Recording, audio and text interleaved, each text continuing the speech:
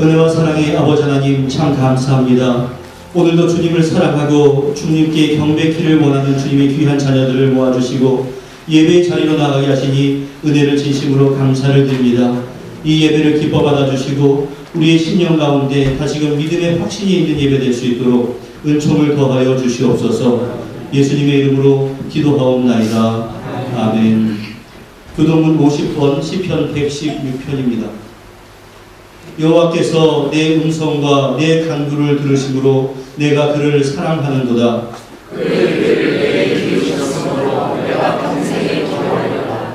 사망의 줄이 나를 두르고 수월의 고통이 내게 이름으로 내가 환난과 슬픔을 만났을 때에 내가 여호와의 이름으로 기도하기를 여호와여 주께 구하오니 내 영혼을 건지소서 하였도다. 여호와는 은혜로우시며 의로우시며 우리 하나님은 긍휼이 많으시도다. 여호와께서는 순진한 자를 지키시나니 내가 어려울 때에 나를 구원하셨도다. 내 영혼아 내 평안함으로 돌아갈지어다. 여호와께서 너를 후대하시미로다. 주께서 내 영혼을 사망해서 내 눈을 눈물에서 내 발을 넘어짐에서 건지셨나이다. 내게 주신 모든 은혜를 내가 여호와께 무엇으로 보답할까? 내가 구원의 잔을 들고 여호와의 이름을 부르며 여호와의 모든 백성 앞에서 나는 나의 소원을 여호와께 갚으리로다. 그의 경건한 자들의 죽음은 여호와께서 보시기에 귀중한 것이로다. 아멘. 전능하사 천지를 만드신 하나님 아버지를 내가 믿사오며 그 외아들 우리 주 예수 그리스도를 믿사오니 이는 성령으로 잉태하사 동정녀 마리아에게 나시고 본디오 빌라도에게 고난을 받으사 십자가에 못 박혀 죽으시고 장사한 지 사흘 만에 죽은 자 가운데서 다시 살아나시며 하늘에 오르사 전능하신 하나님 우편에 앉아 계시다가 저리로서 산자와 죽은 자를 심판하러 오시리라. 성령을 믿사오며 거룩한 공회와 성도가 서로 교통하는 것과 죄를 사하여 주시는 것과 몸이 다시 사는 것과 영원히 사는 것을 믿사옵나이다. 아멘.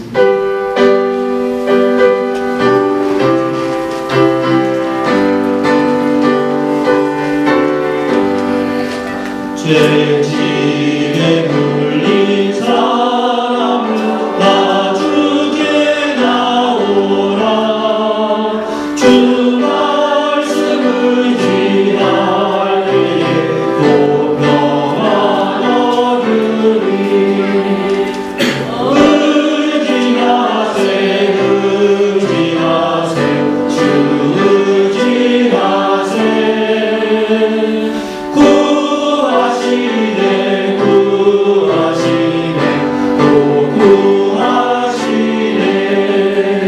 참 구원주신 주께서 보혈을 흘려내 눈같이 예할 비에 온몸을 잠그세.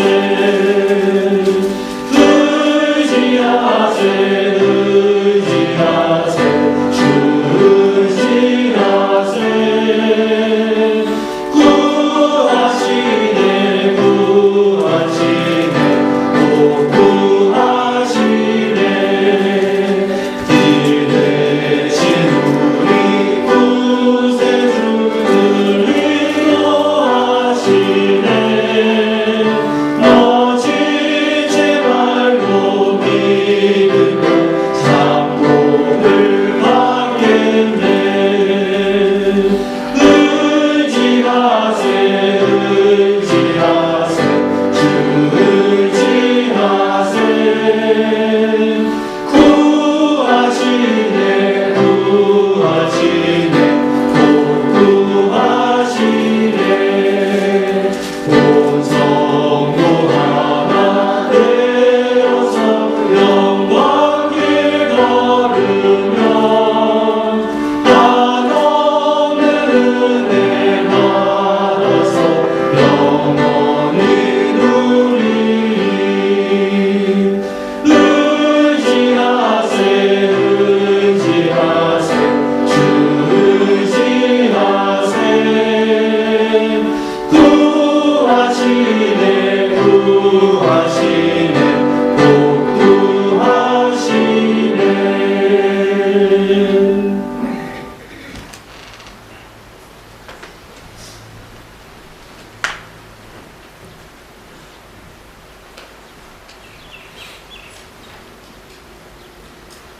참 좋으신 하나님 아버지, 지난 한 주간도 건강 주시고 일용할 양식과 쓸 것을 채워주시고 큰 어려움 없이 살 수 있도록 도와주셔서 감사합니다. 지난 한 주간 살면서 몸으로 마음으로 지은 죄를 하나님 앞에 고백할 때 다 용서해 주시옵소서. 하나님, 세계 곳곳에 전쟁과 내분과 질병으로 많은 사람들이 목숨의 위협을 당하고 경제적인 어려움으로 고통을 당하고 있으니 속히 이 전쟁이 끝나고 질병이 종식되어 평화와 안정을 되찾게 해 주시옵소서. 하나님, 제 은총교회가 하나님을 잘 섬기는 교회가 되게 해 주시옵소서. 저희 성도들이 크고 작은 일로 교회를 섬길 때 짐이 너무 무겁거나 지치지 않게 해주시고 시기와 다툼이 없이 서로 잘 연합하게 하시고 사랑과 배려로 성도를 서로 잘 돌보게 해주시어 교회가 늘 평안하고 많은 사람들이 이 교회를 통해 하나님을 만나고 위로와 힘을 얻게 해주시옵소서. 하나님 아버지, 특별히 최근 금리가 올라가고 급속한 물가 인상으로 저희가 경제적인 어려움을 많이 겪고 있습니다. 저희가 이 어려움을 잘 지나갈 수 있도록 하나님께서 여러모로 채워주시옵소서. 현재와 미래에 저희가 필요한 모든 것을 하나님께서 미리 예비해 놓으셨다는 것을 저희가 잘 믿게 해주시옵소서.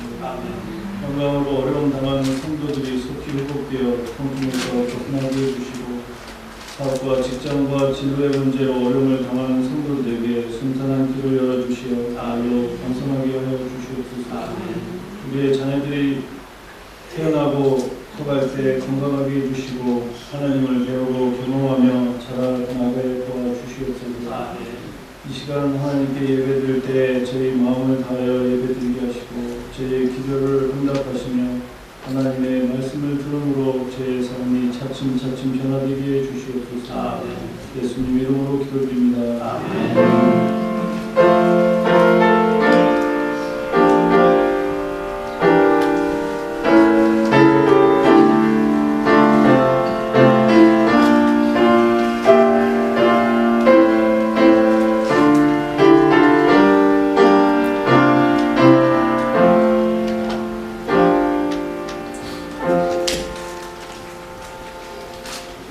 오늘 우리에게 허락하신 하나님의 말씀은 신약성경 누가복음 15장 31절과 32절 말씀입니다.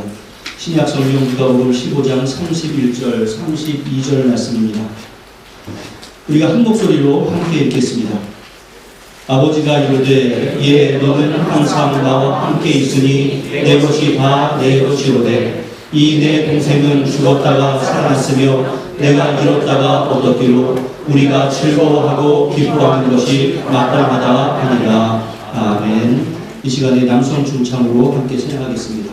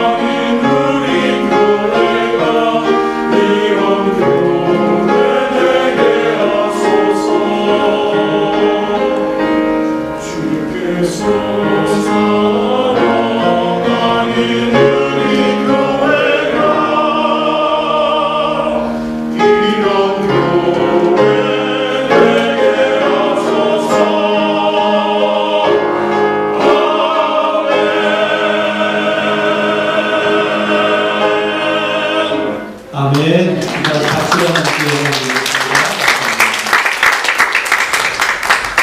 기도하겠습니다. 은혜와 사랑의 아버지 하나님, 우리 몸된 교회가 공동체로서의 사명을 잘 감당할 수 있도록 우리에게 힘을 더하여 주시옵소서. 그리고 우리 성도 개개인이 교회 지체로서의 사명을 잘 감당할 수 있도록 은혜를 더하여 주시옵소서.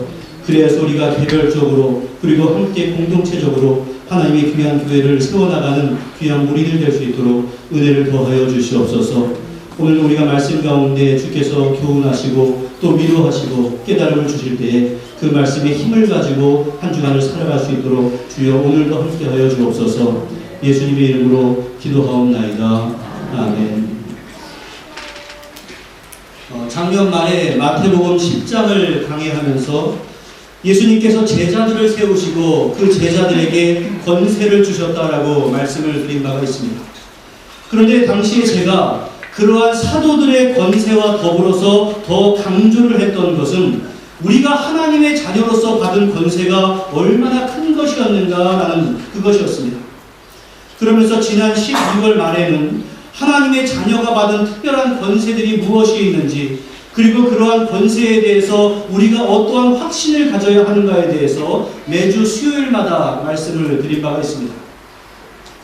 지난 주일 새해 첫 설교에서 말씀드린 바와 같이 우리가 2023년도를 맞이해서 회복되어야 할 것이 참으로 많이 있습니다. 우리가 경제적으로도 회복이 되어야 할 것 같고, 또 건강에서 회복이 되어야 하고, 가정의 문제나 또는 사람의 문제, 그리고 관계가 회복이 되어야 할 것이 있으면 회복이 되어야 합니다. 이러한 모든 것들이 회복된다라고 하는 것 참으로 중요한 일입니다. 그러나 가장 중요한 것은 지난 코로나라고 하는 위기를 겪으면서 나태해진 우리의 신앙 자세가 회복이 되어야 한다라는 것, 이것을 강조했습니다. 그래서 우리가 기쁨으로 단을 거둘 수 있도록 눈물의 씨를 뿌려가는 한 해가 되어야 한다라는 권면의 말씀도 드린 바가 있습니다. 그래야 우리가 신앙인으로서의 정체성이 회복이 될 수 있습니다. 여러분, 정체성의 회복, 바로 그것이 우리가 신앙인으로서 가장 큰 축복입니다.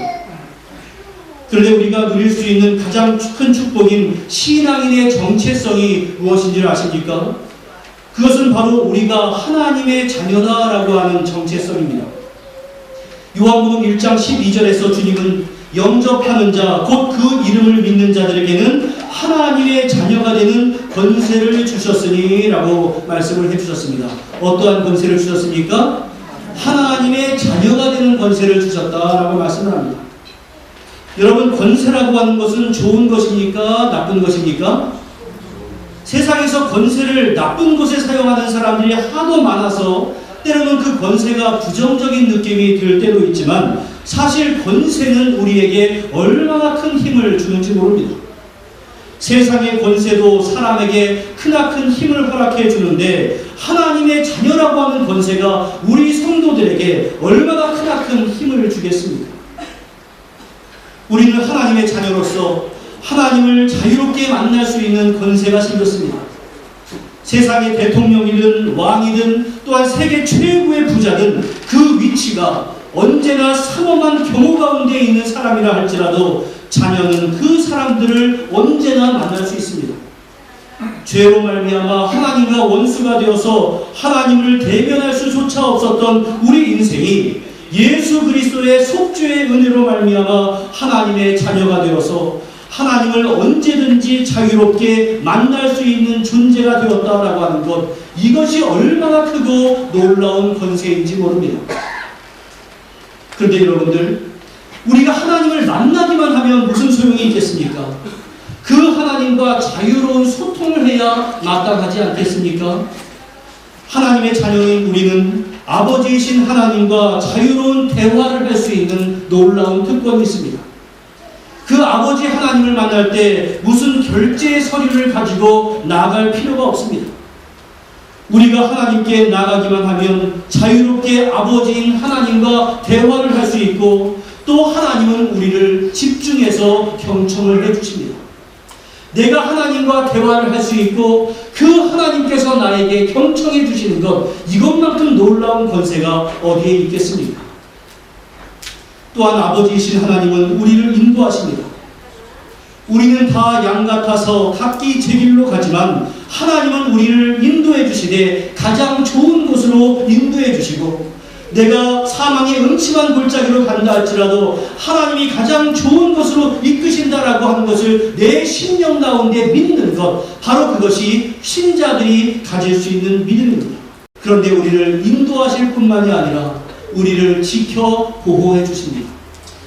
자녀가 어려운 일을 당할 때 보호해 주는 것이 부모의 본능인 것처럼 하나님은 우리가 행하는 모든 일에 있어서 우리를 인도해 주시고 또 인도하시는 모든 여정 가운데서 우리를 보호해 주십니다. 그러므로 하나님을 나의 아버지로 모신다라고 하는 것은 정말로 얼마나 놀라운 특권인지 모릅니다. 우리 옆에 있는 분들에게 한번 격려해 주십시오. 하나님을 아버지로 모신 것이 놀라운 특권입니다. 하나님을 아버지로 모신 것이 놀라운 특권입니다.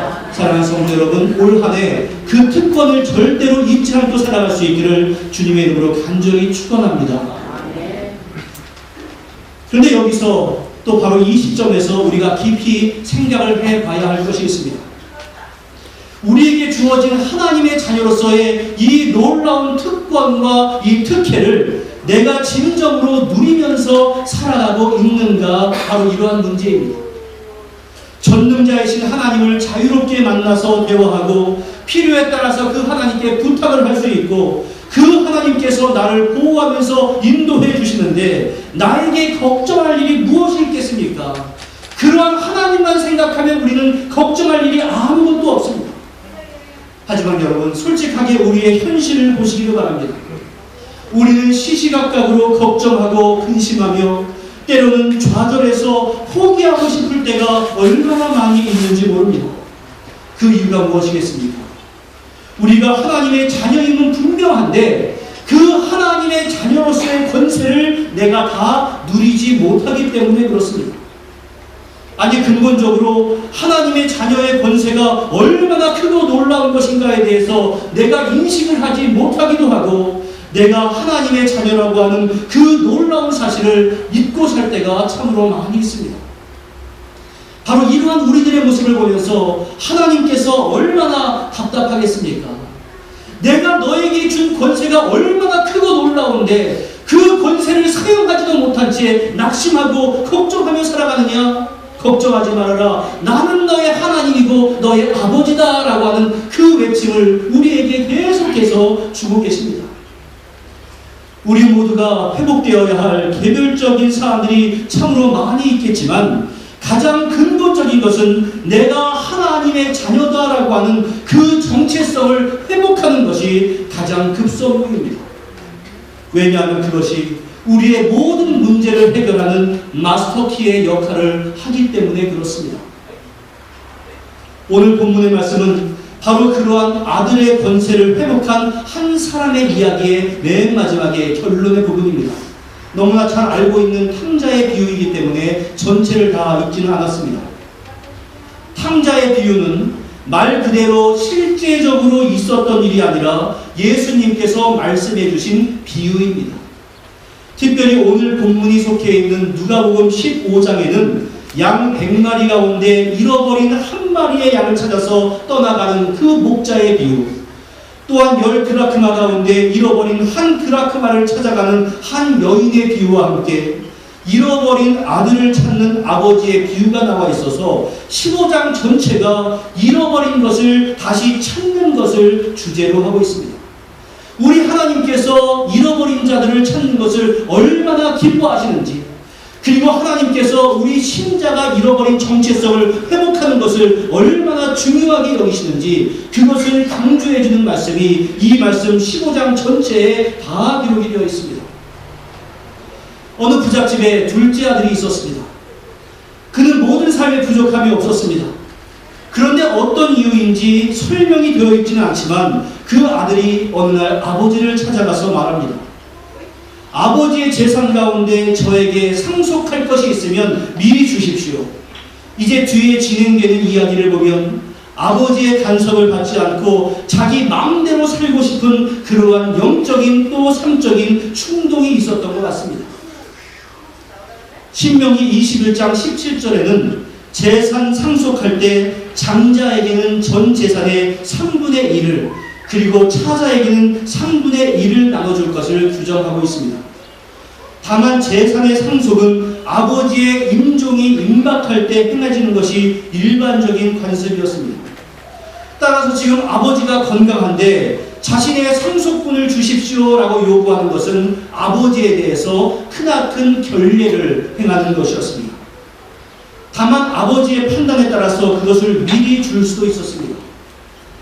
오늘 본문 앞에 저 12절의 말씀을 보면 그 살림을 각각 나누어 주었다라고 되어 있는 것으로 봐서 둘째 아들이 아버지에게 나의 몫을 주세요라고 요청하자 아버지는 그의 몫을 주었고 또 큰 아들도 역시 자신의 몫을 양도받은 것 같습니다. 그런데 유대에서는 만일 아버지가 생존해 있을 때 재산을 물려받았을 경우에 상속자는 그것을 자기의 임의대로 사용할 수가 없었습니다. 만약에 아버지가 생존해 있을 때 상속자가 그 재산으로 장사를 해서 이익금을 남겼다 할지라도 그 이익금을 자기의 마음대로 사용하지 못하고 아버지에게 돌려야 할 정도로 아버지가 가지고 있는 권세가 막강했습니다. 그러나 작은 아들은 사용권이 여전히 아버지에게 있는 그 재산을 아버지의 동의 없이 마음대로 처분해서 집을 나가 먼 나라로 떠나가 버렸습니다. 그리고 그곳에서 허랑방탕하면서 재산을 허비하였다라고 비유해서는 말씀을 해주고 있습니다. 굳이 허랑방탕이라고 하는 단어가 사용이 된 것은 그가 계획한 모든 일들이 단지 자신의 육적인 쾌락에 초점을 맞추고 있었다라는 것을 증명해 주고 있고 단지 자기의 육적인 성취와 만족의 목적을 두고 있었다라는 것을 강조해 주고 있습니다. 아버지의 집을 떠난 그는 걷잡을 수 없는 타락의 길을 걷게 되었고 결국 그가 가진 모든 재산을 다 탕진해버리는 결과를 초래했습니다. 그렇게 빈털터리가 되었는데 그 나라에 흉년이 들어서 모두가 다 큰 어려움을 겪게 되었습니다. 이제까지 부족함이 없이 온갖 즐거움과 자유함을 누렸던 그는 비로소 궁핍함을 누리게 되었다고 성경은 기록합니다. 급기야 그는 이방 사람의 집에서 더부살이를 하게 되었습니다. 유대인들은 예로부터 다른 종족의 종이 되는 것을 가장 수치로 여겼습니다. 둘째 아들은 아버지의 간섭을 벗어나서 마음껏 자유를 만끽하기 위해서 머나먼 타국으로 떠나갔지만 결국 현실은 무엇이었습니까? 그는 종살이로 전락을 하고 말았습니다. 그리고 거기서 가축의 사료에나 쓰이던 쥐업 열매로 배를 채우고자 했지만 그것마저도 주는 사람이 아무도 없었습니다. 너무나 비참한 생활이었고 꼴이 말이 아니었습니다. 이것은 우리 신앙생활 속에서도 흔히 체험하는 바이기도 합니다. 때로는 그리스도 안에서 요구되는 삶의 질서와 법도를 지키지 않음으로 인해서 소위 말해서 자유로운 삶을 살고자 해보지만 소위 말해서 세상의 성취를 위해서 잠시 신앙의 모습을 잃어버리기도 하지만 결국에는 그 가운데 만족하지 못하고 오히려 세상과 죄악의 속박에 얽매여서 고뇌하게 되는 겁니다. 하지만 여러분들 세상의 문제 때문에 고뇌하기 시작하는 것 바로 여기에 은혜의 시작이 있습니다. 왜냐하면 아무런 고뇌가 일어나지 않는 것 그것은 그의 심령 가운데서 성령이 떠나갔다라고 하는 증거입니다. 그렇기 때문에 나의 연약함을 보고 고민하게 되고 내 신앙에서 돌이킬 것이 무엇이 있지 않은가를 바라볼 수 있는 것 바로 이것이 은혜의 시작입니다. 그는 말합니다. 이에 스스로 돌이켜 이르되 내 아버지에게는 양식이 풍족한 품꾼이 있으니 품꾼이 얼마나 많은가 나는 여기서 주여 죽게 되었구나. 여러분 바로 이 시점이 중요합니다. 여기에서 선택받은 사람과 선택받지 못한 사람의 차이가 드러납니다. 선택받은 자라고 해서 언제나 하나님의 뜻에 합당한 삶을 살기만 하는 것이 아닙니다. 당장에 여러분 한 주간의 삶을 한번 돌이켜보십시오. 한 주간의 삶 가운데서도 얼마나 하나님 보시기에 부끄러운 삶을 살았는가 실족하는 삶을 살았는가 그것이 증거이지 않습니까? 또한 하나님을 섬기는 사람이라고 해서 아무런 고난이 없는 것도 아닙니다. 그러한 영적인 갈등의 상황을 맞이하게 될 때 선택받은 사람들은 오히려 그 고난이 나에게 있어서 약이 될 수 있습니다. 정신이 바짝 들고 그래 내가 돌아가야 할 곳이 있구나라는 그러한 것을 깨닫게 됩니다. 그러나 택함을 받지 못한 사람들은 고난 상황 가운데서도 돌이켜야 하는 마음을 갖지 못하고 더욱더 절망의 상황 가운데 나의 마음을 빼앗기게 되고 그것으로 말미암아 회복의 은총이 얼마나 귀한 것인가를 알지 못한 채 점점 나락으로 떨어지게 되는 겁니다. 그 탕자에게 닥친 어려움은 그로 하여금 아버지와 함께 거하고 있었던 그 아버지의 집이 나에게 참된 행복의 근원이다라는 것을 깨닫는 기회가 되었고 아버지의 집을 향해서 발걸음을 돌려야겠다라고 결단을 하게 되는 이유가 되었습니다. 그래서 그 둘째 아들 탕자는 어떤 결단을 합니까? 18절과 19절의 말씀 우리가 큰 목소리로 함께 읽어보겠습니다. 시작. 내가 일어나 아버지께 가서 이르기를 아버지 내가 하늘과 아버지께 죄를 지었사오니 지금부터는 아버지의 아들이라 일컬음을 감당하지 못하겠나이다. 나를 품꾼의 하나로 보소서 하리라 하고 내가 일어나 아버지께 가야겠다라는 그러한 마음이 생긴 겁니다. 내가 살 길은 아버지께로 돌아가는 것 외에는 없겠구나라는 것을 깨닫게 된 겁니다. 우리가 신앙생활을 하면서 어떤 것은 우리가 새롭게 알게 되기도 하고 어떤 것은 이미 알고 있는 것을 다시금 깨닫게 되는 경우도 있습니다. 저도 여러분들에게 말씀을 전하는 목사 생활을 한 지 꽤 지났지만 매번 말씀을 연구할 때마다 새롭게 알게 되는 그러한 일들이 많이 있습니다. 여러분들도 새롭게 알게 되는 것들이 좀 많이 있었으면 좋겠고 또한 이미 알게 되는 것이 내 신령 가운데 계속 리마인드가 될 때 내 마음판에 잘 새겨지면 참으로 좋겠습니다.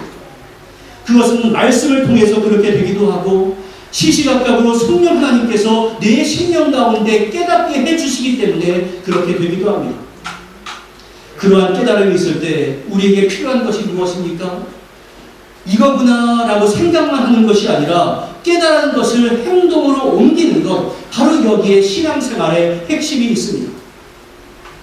지난 주일에 우리가 하나님의 은총으로 말미암아 우리의 입에는 웃음이 가득하고 우리의 혀에는 찬양이 넘치는 일이 많아지기를 기원합시다 라는 그러한 말씀을 들었습니다. 그런데 그것에 필요한 것이 무엇이었는가? 은총, 우리에게 주시는 은총은 하나님의 영역이고 우리는 눈물을 흘리며 씨를 뿌리고자 하는 노력이 있어야 한다라고 말씀을 드렸습니다. 눈물로 씨를 뿌려야 기쁨으로 단을 거두는 것, 이것이 우리의 삶의 원리요 신앙생활의 원리입니다. 오늘 본문의 탕자는 내가 살 길은 아버지의 길로 돌아가는 것, 아버지의 집으로 돌아가는 것이다 라는 깨달음은 있었습니다. 그러나 당장의 그를 가로막는 장애물도 많이 있었을 겁니다. 내가 아버지께로 돌아갈 때 아버지께서 나를 책망하고 나를 받아주지 않으면 어떻게 할 것인가? 내가 아버지에게로 돌아갔을 때 아버지 옆에 있는 나의 형님이 나를 쫓아버리면 어떻게 할 것인가? 내가 아버지께로 돌아갈 때 동네의 친구들이나 집에 있는 많은 일꾼들이 나를 무시하고 우습게 여길 것인데 그때 깨져버리는 나의 자존심은 어떻게 할 것인가? 그를 가로막는 장애물은 많이 있었지만 그는 그것을 뒤로 하고 집으로 돌아가는 것을 실행으로 옮깁니다. 여러분들 실행하는 사람과 실행하지 않는 사람은 하늘과 땅의 차이가 있습니다. 그래서 20절 상반절에 이에 일어나서 아버지께로 돌아가니라 라고 말씀을 하고 있는 겁니다. 여러분 실제로 돌아가는 것이 중요합니다. 깨닫고 아무 일도 행하지 않는 사람에게는 아무 일도 일어나지 않습니다. 오히려 더욱더 곤고함에 빠질 뿐입니다. 하지만 여러분들 저렇게 아들이 아버지께로 돌아가는 그 결단 이후에 이어지는 말씀을 한번 보십시오. 아직도 거리가 먼데 아버지가 그를 보고 측은히 여겨 달려가 목을 안고 입을 맞추니 라고 20절 하반절에 기록이 되어 있습니다. 아들이 아버지의 집을 나간 때부터 계속해서 그 아버지는 마을 입구에 나가서 아들을 기다렸던 겁니다. 그리고 아들이 멀리 보이자 아들에게 달려가서 그 아들을 부둥켜 안고 입을 맞추면서 환영을 합니다. 그러나 그 아들에게는 염치가 없었습니다. 그래서 아버지에게 말합니다. 아버지, 내가 하늘과 아버지께 죄를 지었사오니 지금부터는 아버지의 아들이라 일컬음을 감당하지 못하겠나이다. 내가 어떻게 감히 아버지의 아들이라고 일컬음을 받겠습니까? 이러한 말입니다. 자신이 행한 일이 아버지에 대한 죄인과 동시에 하나님께도 죄를 지었습니다라고 고백한 겁니다. 그래서 자신은 도저히 아들이 될 자격이 없다라는 말을 아버지에게 하고 있는 겁니다. 이것이 바로 아버지에게 돌아온 아들의 마음입니다.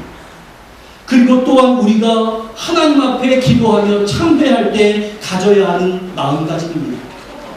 주님 앞에 나갈 때 언제나 고개 뻣뻣이 들고 나가는 것이 아니라 나는 죽을 수밖에 없는 죄인입니다. 나는 아들로 인정받을 만한 자격이 없습니다라는 그 마음을 가지고 나아가는 것, 이것이 우리의 자세가 되어야 합니다.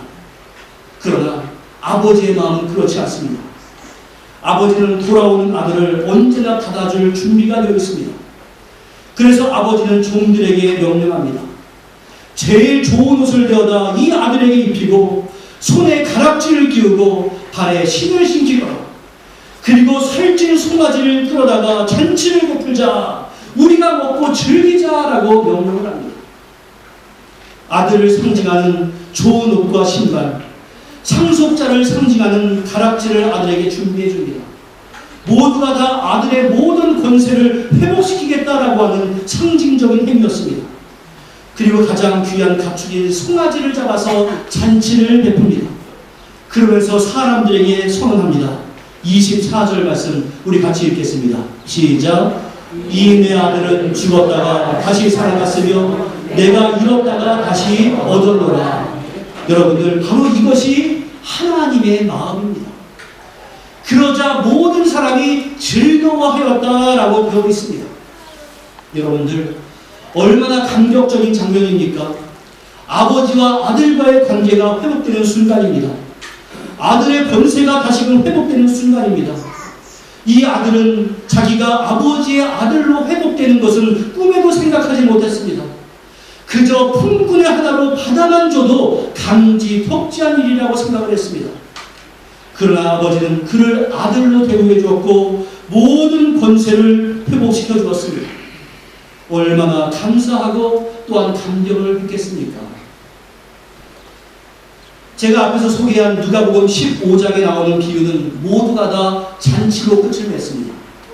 한 마리의 잃어버린 양을 찾은 사람도 모든 사람들과 함께 잔치를 벌였습니다. 잃어버린 그라크마를 찾은 한 여인도 덫과 이웃을 불러 모아서 잔치를 벌입니다. 그리고 돌아온 탕자의 비유에서도 잔치로 끝을 냈습니다. 이것이 의미하는 바가 무엇이겠습니까? 한 영혼이 주님께로 돌아올 때 우리 모든 공동체가 함께 기뻐할 뿐만이 아니라 하늘에서 하나님은 천국 잔치를 벌일 정도로 기뻐하신다라고 하는 것을 상징적으로 보여주는 말씀입니다. 우리가 하나님의 자녀로서의 권세를 회복할 때 우리만 기쁜 것이 아닙니다.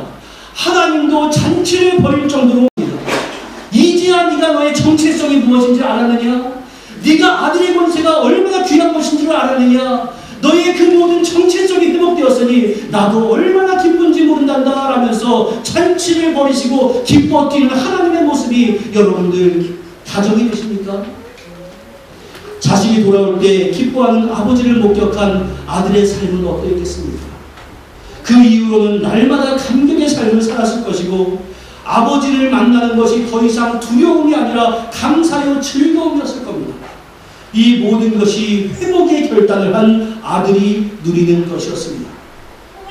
사랑하는 성도 여러분, 올 한 해 우리에게도 이런 회복의 역사와 회복의 은총이 필요합니다. 우리는 예수님을 내 마음 가운데 영접함으로 말미암아 이미 하나님의 자녀가 되는 권세를 부여받았습니다. 제가 반복해서 말씀드리지만 앞으로 하나님의 자녀가 되는 것, 그리고 하늘나라에서 천국 가서 하나님의 자녀가 되는 것이 아니라 이미 여러분들은 하나님의 자녀가 되는 권세를 부여받았습니다. 할렐루야.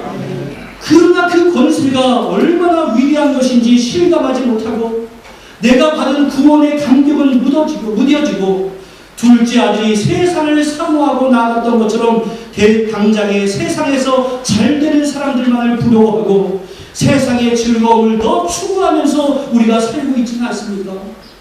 하나님의 자녀가 가지는 권세보다 세상의 권세를 부러워하면서 살 때가 얼마나 많이 있었습니까? 그러나 우리 하나님은 세상의 마음을 빼앗긴 하나님의 자녀들이 돌아와서 아들의 권세를 회복하기만을 지금도 또한 기다리고 계십니다. 제가 최근에 존 켈러 목사님의 내가 만든 하나님이다가 내가 만든 신이라고 하는 그러한 책을 읽고 있는 가운데 있는데 나중에 여러분들에게 좀 소개를 해드리려고 합니다. 내가 오늘날 정말로 많은 신들을 만들어 놓고 마치 그 신들을 하나님인 것처럼 섬기고 있는 그러한 이들이 많다. 심지어 신자임에도 그러한 이들이 많다라고 하는 것이 그 책의 주제들입니다.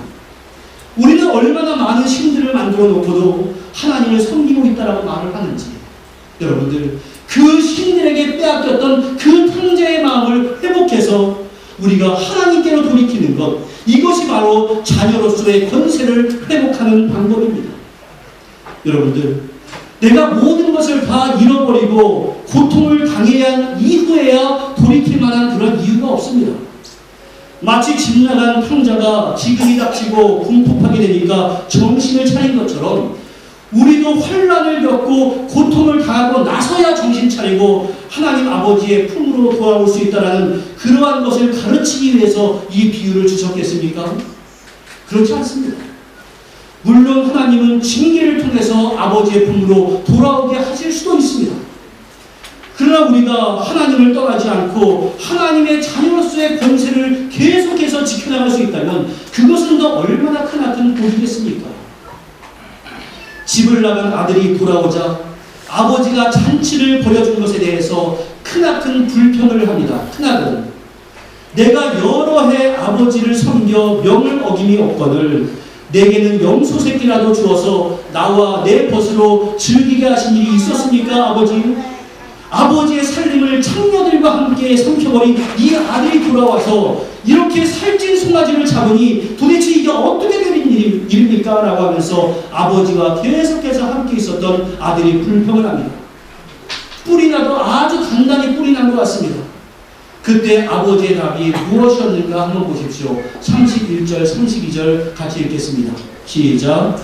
아버지가 이르되 예 너는 항상 나와 함께 있으니 내 것이 다 내 것이로되 이 내 동생은 죽었다 살아났으며 내가 잃었다가 얻었기로 우리가 즐거워하고 기뻐하는 것이 마땅하다 하니라. 여러분들 나갔던 아들이 돌아오는 것도 큰 잔치거리지만 그 아들은 큰아들은 내가 아버지 옆에서 이 모든 것을 이미 가지고 있다라고 하는 것을 누리는 것도 더 큰 은혜의 방법입니다. 여러분들 집 나갔다가 고생하다가 돌아와서 헌대받는 것이 복된 인생이겠습니까? 아니면 그 자리에 있으면서 자녀의 권세를 누리는 것이 복된 인생이겠습니까? 주님은 아버지와 함께 있을 때 아버지의 것이 다 아들의 것임을 말씀해 주셨습니다. 우리는 일상의 신앙생활에서 누릴 수 있는 감격을 잊지 말아야 합니다. 제가 한 가지 이야기, 저희 가정의 이야기를 좀 드리려고 합니다. 이 말씀을 드릴 때 많이 고민을 했습니다. 혹시 우리 어르신들에게 이렇게 결례를 하는 것이 아닌가라는 생각에 고민을 많이 했는데 제가 경험한 것이기 때문에 그냥 어쩔 수 없이 말씀을 좀 드립니다. 저는 아주 어렸을 때부터 할머니와 함께 살았습니다. 그리고 우리 할머니는 102살까지 장수하셨습니다. 그런데 그 말은 저희 어머니께서 시집을 와서 계속해서 시어머니를 모셨다라고 하는 그러한 말입니다. 또 우리 할머니가 우리 가문의 가장 큰 어른이시니까 명절만 되면 고모님들이 찾아와서 용돈도 드리고 또 좋은 옷도 사와서 할머니에게 드리곤 했습니다. 그런데 우리 할머니는 가끔 서운한 일만 있을 때면 저희 어머니에게 네가 나 위해서 해준 게 뭐가 있냐 이렇게 말씀을 종종 하곤 했습니다. 그렇다고 해서 저희 할머니가 고집세고 막 악한 분은 아니었습니다. 그러나 일상 가운데 그 가정에서 누리고 보살핌을 받는 것은 당연하게 여기고 가끔 생기는 용돈은 훨씬 더 큰 것이다 이렇게 여겼던 것 같습니다. 그것을 보면서 내 어머니한테 제 마음이 조금 더 갔는지 할머니한테 사랑을 받았으면서도 우리 할머니 저러지 마시지 이러한 생각을 종종 했던 기억이 있습니다. 지금 아랫사람과 윗사람의 위치가 바뀌긴 했지만 이것이 큰 아들이 느꼈던 마음이 아닐까라는 생각을 해봅니다. 여러분들이 특별한 하나님의 은혜를 느끼기 위해서 일부러 고난을 자초하시겠습니까? 회복의 은혜를 누리기 위해서 일부러 세상을 향해서 나아가시겠습니까? 죄 용서의 감격을 느끼기 위해서 더 많은 죄를 짓겠습니까? 그럴 이유는 없습니다. 하나님의 인도하심과 보호하심 속에서 일상 가운데서 우리가 하나님의 자녀로서의 권세를 누리는 것, 이것이 백배 천배 좋은 것입니다. 우리 성도들이 너는 항상 나와 함께 있으니 내 것이 다 네 것이다 라고 하는 그러한 은혜를 누릴 수 있기를 간절히 축원합니다. 그러나 혹시 하나님의 자녀라고 하는 신분은 가지고 있지만 하나님에게서 몸과 마음이 떠나서 하나님의 자녀가 누릴 만한 권세를 누리지 못하는 분이 있는가?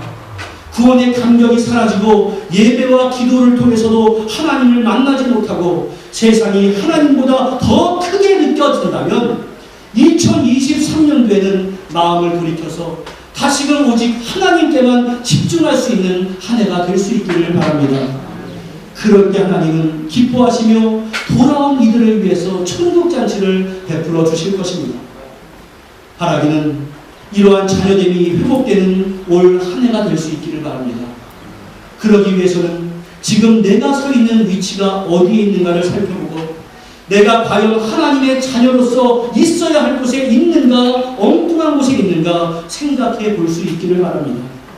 지금 주님 곁에 있다라고 한다면 이 마음 흔들리지 않게 해주십시오 라고 간구하는 가운데 주님과 지속적인 교제를 나누시고 혹시나 내 마음이 하나님의 아니라 자꾸 다른 곳에 가 있고 다른 것들이 먼저 보인다면 돌이킬 수 있는 용기가 있기를 간절히 바랍니다. 그리하여서 올 한 해 하나님께서 우리에게 허락하시는 자녀로서의 모든 권세를 누리시고 또한 회복할 것이 있으며 회복하는 우리 모두가 될 수 있기를 주님의 이름으로 간절히 축원합니다. 기도하겠습니다. 은혜와 사랑의 아버지 하나님, 내가 하나님의 자녀다라고 하는 그 정체성 그리고 그 권세를 알고 있음에도 불구하고 그 권세에서 떠나가고자 하는 그러한 욕망이 우리에게 있다면 주여 용서하여 주시옵소서. 그리고 내가 이미 떠나간 영역이 있다면 돌이킬 수 있는 영역을 주시고 또한 반대로 하나님의 자녀로서 누리고 있지 못한 것이 있다면 우리가 회복되는 역사가 이루어질 수 있도록 은총 가운데 함께하여 주시옵소서.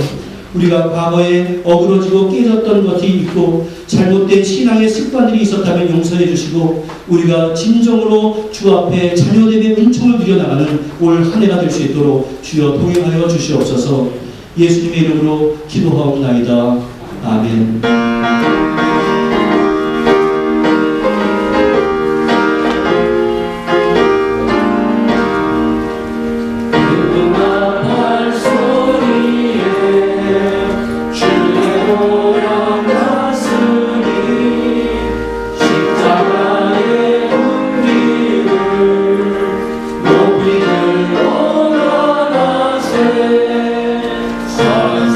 선상사사우도 불불불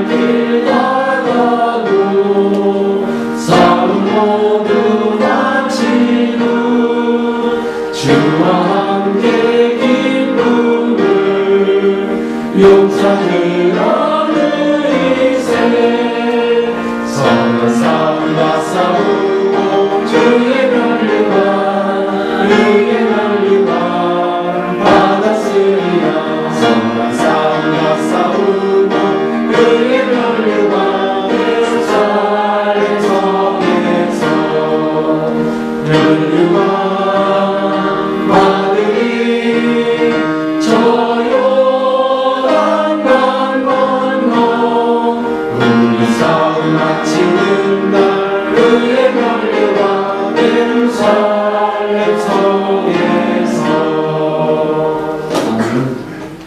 강도 말씀드리겠습니다. 주보 참여하시기 바랍니다.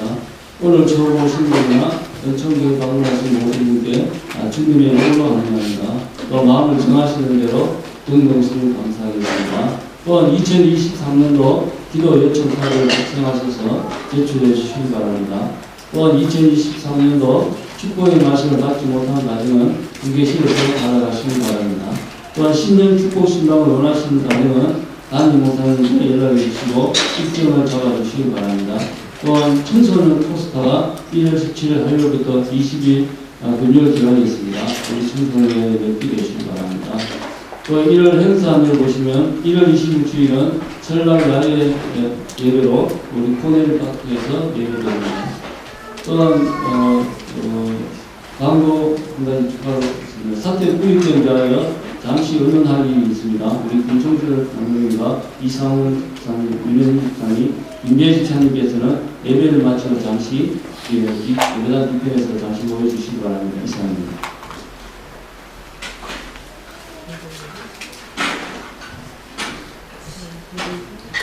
이 1월 22일 설날 야외 예배가 코널파크에서 있는데요. 우리가 보통 많이 가는 코널파크 그 메인 게이트로 들어가는 곳이 아니고 좀 뒤쪽에서 예전에 했던 곳에서 하려고 하는데 그 자세한 것을 위해서 오늘 예배를 마치고 좀 식사를 마치고 그 잠깐 어느 방향이 좋은지 좀 답사를 잠깐 갔다 오려고 합니다. 그래서 우리 장로님들하고 잠깐 다녀갈 수 있었으면 좋겠습니다. 그리고 우리 포스타에 대해서 광고 필요하십니까? 예, 잠깐 앞으로 나오시겠어요? 여러분들 기도해 주셔서 앰플리 레이스는 우리가 어제 잘 마쳤고요. 또 앞으로 오세요. 예, 청소년 포스터가 있다고 해서 좀 광고 말씀드립니다.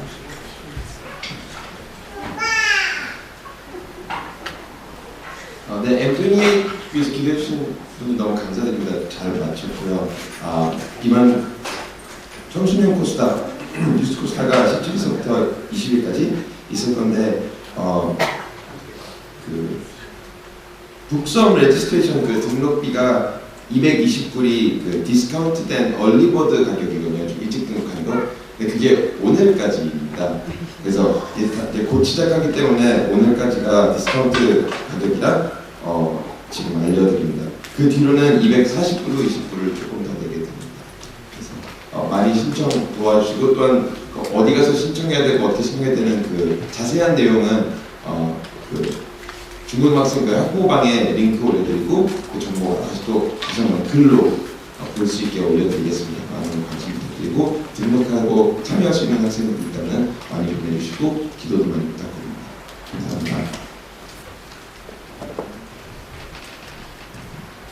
저는 그거 참석하는 우리 학생들도 너무나 귀하고 그렇지만 자기 휴가 다 빼가지고 이렇게 섬기는 그런 우리 교사들이 얼마나 참 감사하고 대단한지 모르겠습니다.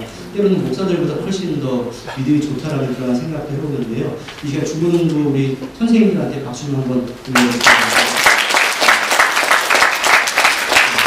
자, 신청해 주시면 감사하겠습니다. 이 시간 감사의 제목 함께 나누고요.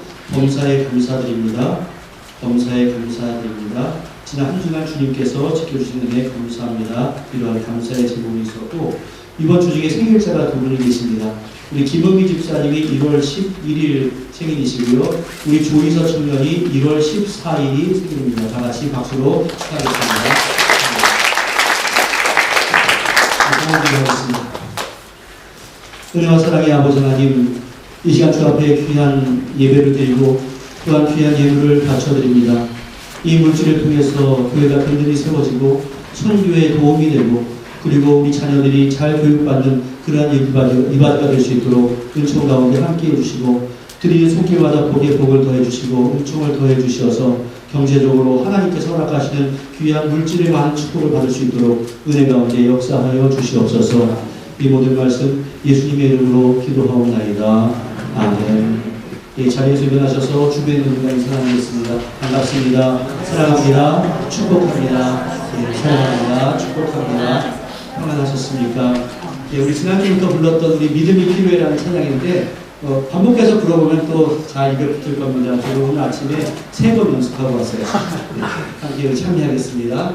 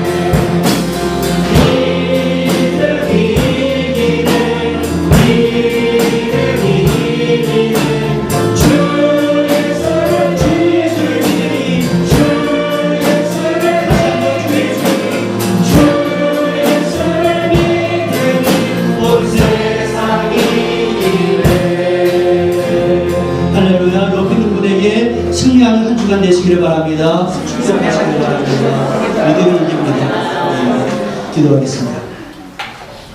은혜와 사랑의 아버지 하나님, 내 힘이 이기는 것이 아니라 주님을 향한 내 믿음이 이긴다는 신념을 가지고 올 한 해도 기쁨과 감동 가운데 살아가는 한 해 될 수 있도록 도와주시고, 또 짧게는 이번 한 주간이 주님의 은총 가운데 승리하는 한 주간 될 수 있도록 주여 역사하여 주시옵소서. 내가 사망의 음침한 골짜기를 간다 할지라도 나를 버려두지 아니하시고 결국에는 푸른 풀밭으로 이끌어주시는 하나님의 은총과 인도하심과 보호하심을 믿사오니, 주여 우리가 세상의 초점을 맞추지 아니하고 구름 기둥과 불 기둥으로 이끌어주시는 하나님의 인도를 목격하며 또 그곳에 시선을 맞추며 살아가다가 결국 승리하는 인생 될 수 있도록 주여 역사하시고 동행하여 주시옵소서. 그래서 하루하루의 삶이 때로는 버겁고 우리 인생이 곤고하다 할지라도 거기에 마음을 빼앗기는 것이 아니라 주님을 향한 은총의 믿음의 시선을 두고 살아갈 수 있도록 은혜 가운데 역사하시고 동행하여 주시옵소서. 우리 모든 성도들의 삶과 가정 가운데 평강의 은총이 있기를 원합니다. 경제적으로 회복될 것이 있으면 회복되게 하시고, 건강의 회복이 필요하면 회복되게 하시고, 사람 때문에 속상한 것이 있으면 마음 가운데 상처를 어루만져 주시고, 근본적으로 우리의 신앙이 더욱더 굳건하게 회복되어지는 한 해가 될 수 있도록 은혜를 더하시고 은총을 더해 주셔서, 하나님 때문에 내가 기쁘다, 하나님 때문에 나에게 소망이 있다라고 하는 것이 세상을 향한 그러한 증거가 되는 우리의 삶이 될 수 있도록 은혜 가운데 역사하여 주시옵소서. 그래서 우리가 언제든지 승리의 자신감을 가지고 서로를 격려하고 위로하고 축복하는 아름다운 공동체 또한 가정될 수 있도록 주여 동행하여 주시옵소서. 이 모든 말씀 예수님의 이름으로 기도하옵나이다. 아멘. 축원하겠습니다.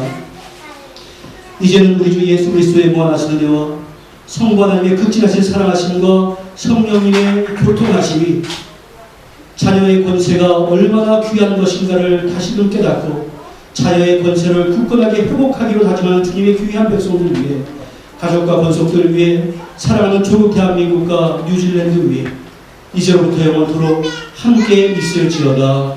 아멘.